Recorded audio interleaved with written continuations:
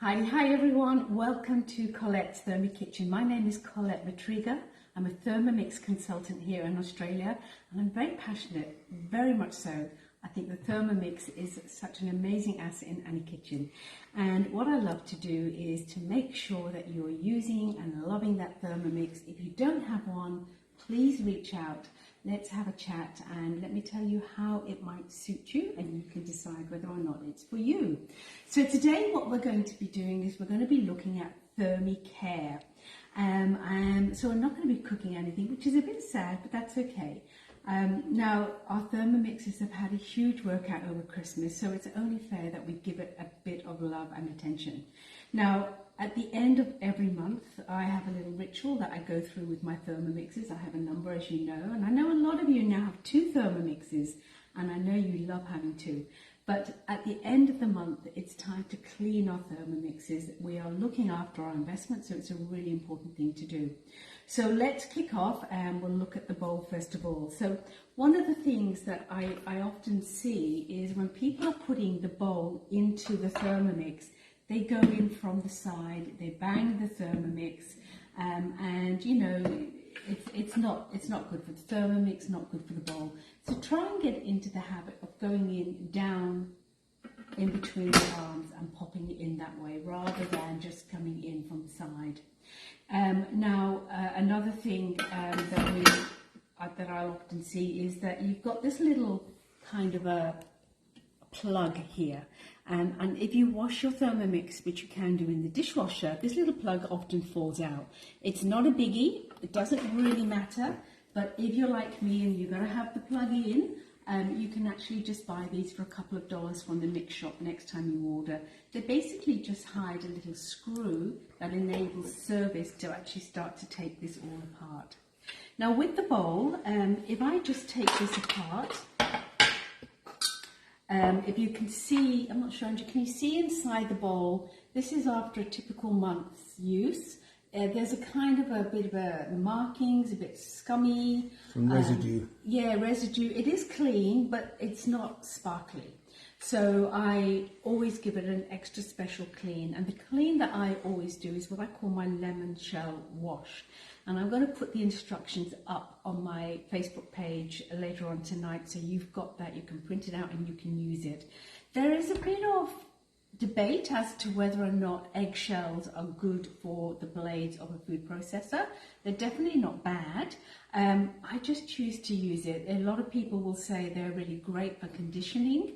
They're not going to sharpen, but they help to condition the blade. So save your eggshells in the freezer, and when you come to do this, you need about 5 eggshells to do this particular wash. And of course the lemon is going to add the power of cleaning, citric, and you're going to have the whole house smelling absolutely amazing. And basically what happens once you've done that lemon shell wash, this is one that I did this morning. Can you see the difference between the 2 bowls? It comes back lovely and sparkly. Can you see that on there? We can do, yeah. Excellent, all right. So just do it, you don't have to do it all the time, once a month, and it makes my bowls beautiful and clean.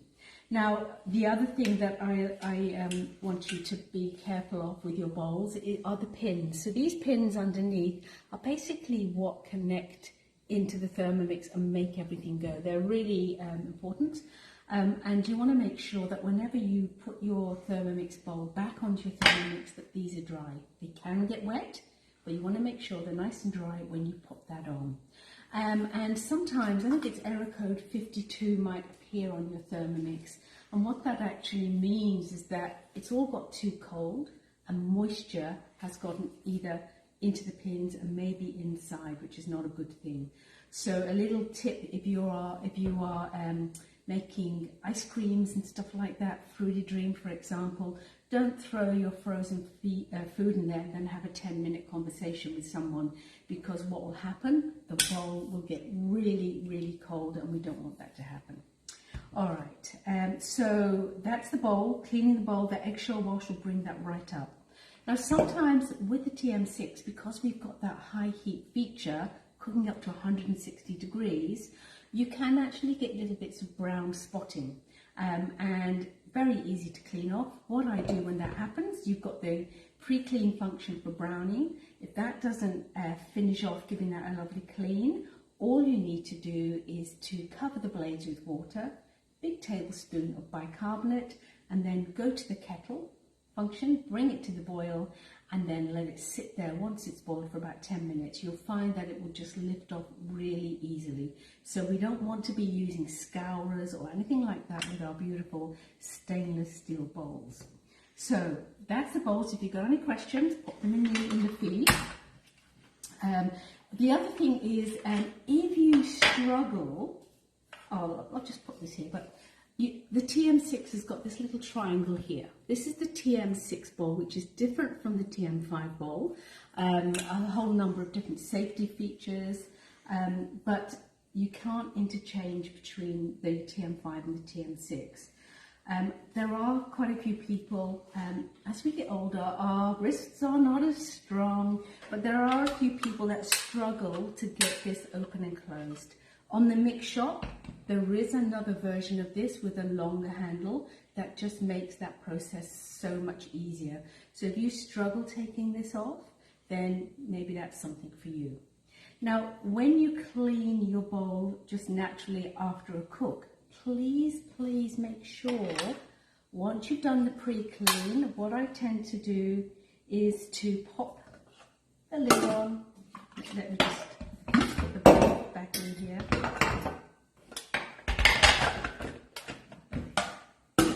Pre-cleaned, sunny water in here. I give it a shake so the lid gets cleaned. Then you tip that out, and I know a lot of people then just rinse it, dry it, and put it back onto the Thermomix. Please make sure you undo the bottom, take the blade out, and make sure that you're giving it a quick rinse and then wiping it and putting it away. So it's important to actually do that because, you know, there might be a bit of food that's got caught underneath. I'll just shut it now. Okay, now our blade. So the blade, obviously, new bowl, you can get a new bowl from the Mix Shop, so you've got a number working. I think they're about $395. It is always great to have a second bowl, we all know that. And the blades, I think around about $125 if you damage this one. So it's made out of solid steel, the best in the world, so it's really high quality. But if you feel you've damaged your blades, what you can actually do is you can do this little blade test. So hold the end and this little knob on the bottom. If you turn that, and you can turn it, it means that your blades are no good, basically. So if this turns, it's not any good. On your blades, you've also got the little seal. This seal, from time to time, when I do my monthly one, I just seal, just an example here, you can see.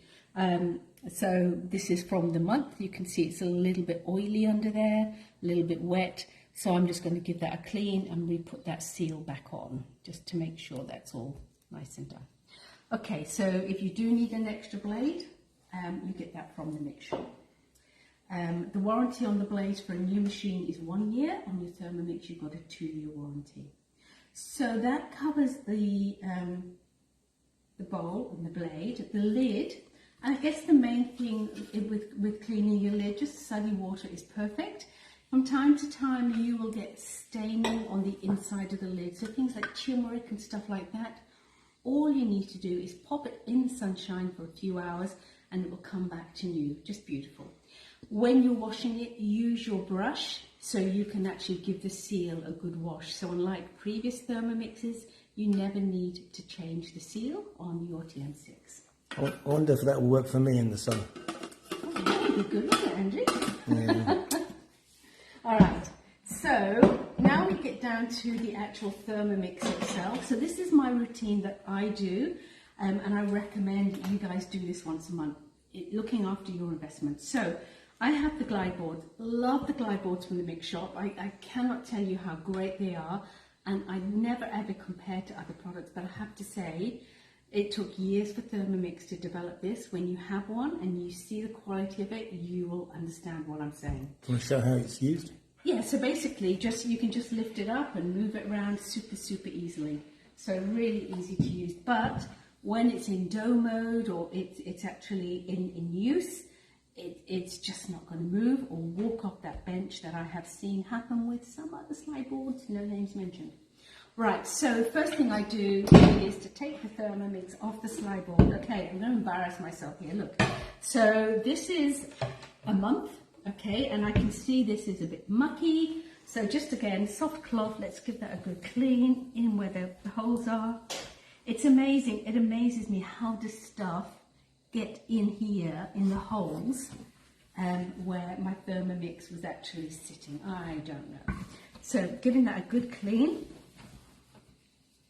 All right, basic stuff really, but it's come on, tell me in the feed below, do you take your Thermomix off your glider board ever to clean the glider board? Come on, be honest.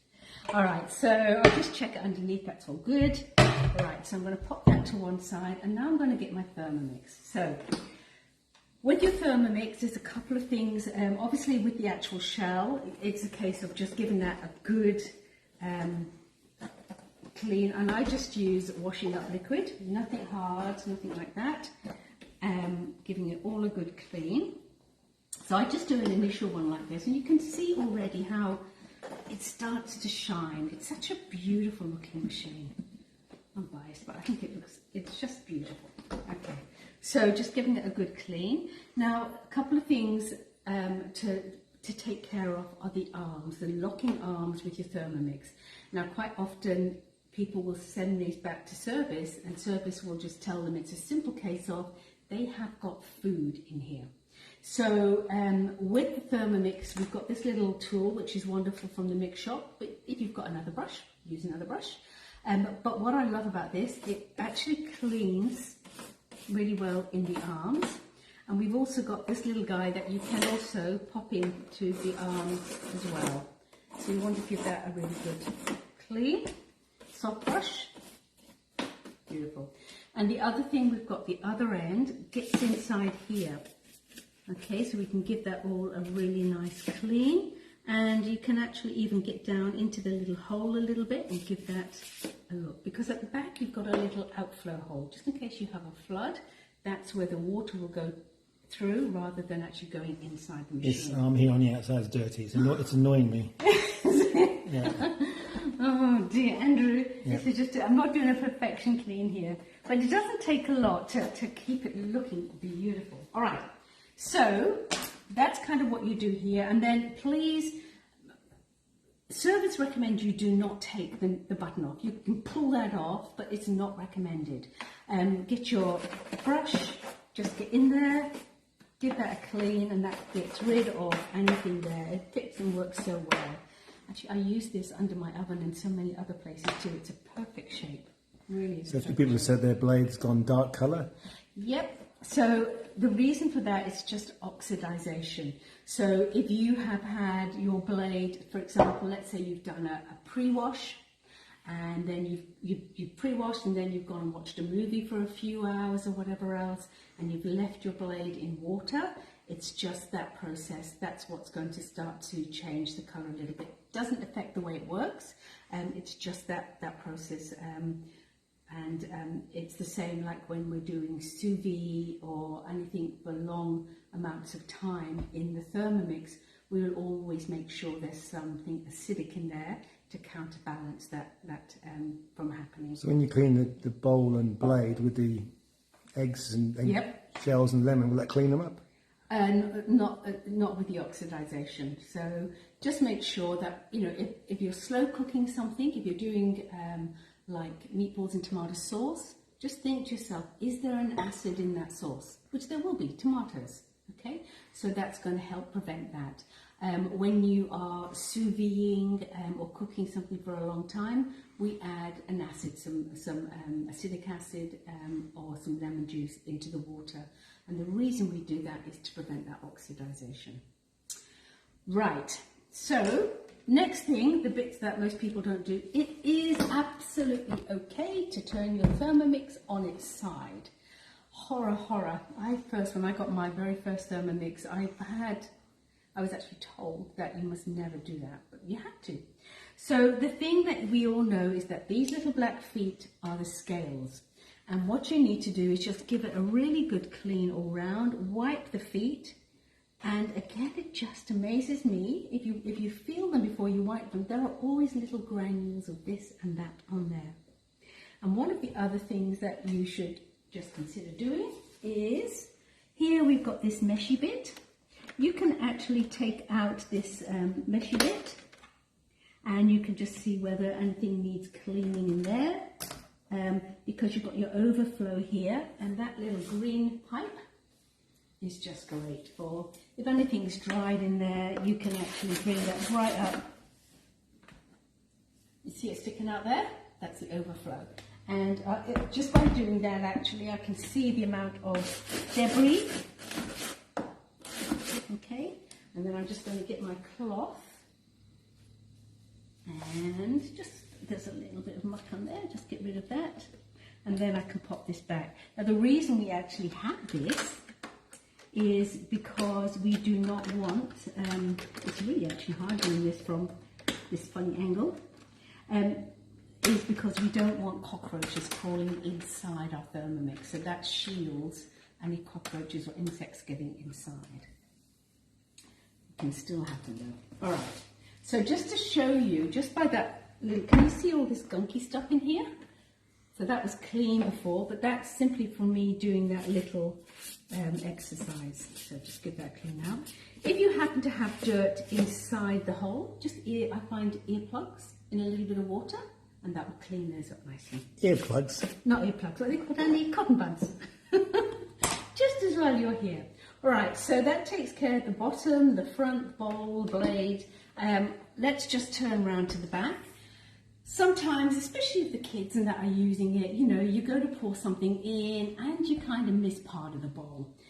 Not a problem, but we start to get stuff all over. But a lot of people forget the back.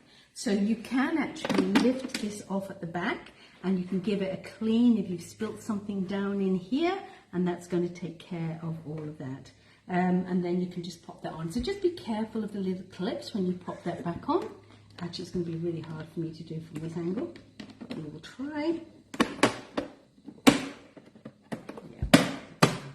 Yeah. And that, just make sure that there's no foody bits anywhere that we don't want. So now I've got a beautiful clean bowl. I've done my lemon wash, cleaned my beautiful slider board, and cleaned my feet, and this will now go back on. Any questions from anybody, Andrew? Is it a subject that interests you, everyone? I hope so. And that's really, once I've done all that, and then just, you know, I will go over again because there are bits that I need to do a little bit better. But I can see here, just from that few minutes, how glistening and clean this Thermomix looks. So he is ready for another month's worth of a hard slog in the kitchen, because I really work my Thermomixes. And just while I think of it, a lot of people don't realise that this here can be pushed back in. You can actually push that cord back in, so if it's sitting right by the plug, you do not want to have that hanging around. So just be aware of that. All right. So we've talked about those little products and that.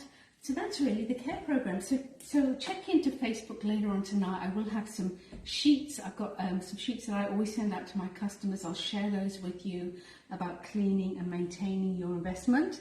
You know, we've got a fantastic quality product, German project, engineered. You know, it's the best of the best. The best products are used in it.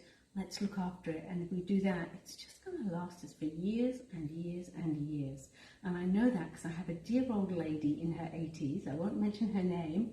She has got a TM31, which is a couple of models ago, and she is desperate to get a TM6, but her husband, bless his heart, Henry, he won't allow her to have one until the TM31 breaks. So we're trying to think what we can do. I shouldn't say that, but they last and last really good. All right, now before I go, I just want to, somebody sent me a question, so I thought I'd quickly answer this. I made some yogurt yesterday, and someone said, I want my yogurt thicker than normal. I want it super, super thick. The way that you could do that is you simply just strain it. So this has been straining for about half an hour. You can see all the whey that's come off my yogurt. I simply put a nut bag over my simmering basket, and I'm just straining away. And you know, this yogurt is it will start. I can see it's starting to thicken up. But this, I'm going to turn this into labna, and I'm going to have that with some beautiful beetroots and stuff tonight. I love it. Such good yogurt. Oh, yum. So this was a 10-hour ferment, really, really good. But that's one way if you want to get your yogurt really, really super thick. Yogurt. Okay. Yogurt. Yogurt. Let's beg to differ, my dear. All right, so that's me for tonight. I hope you found that useful. Please share. Sharing is caring, and it's a great way that you can support my business. I will see you next Tuesday for another live, and every day there's lots of stuff being posted on my page, as you can see, and reach out if you've got any questions. Thank you so much, everyone. My name is Colette Matriga, Thermomix consultant here in Australia. Bye for now. Say goodbye, Andrew. Goodbye, Andrew.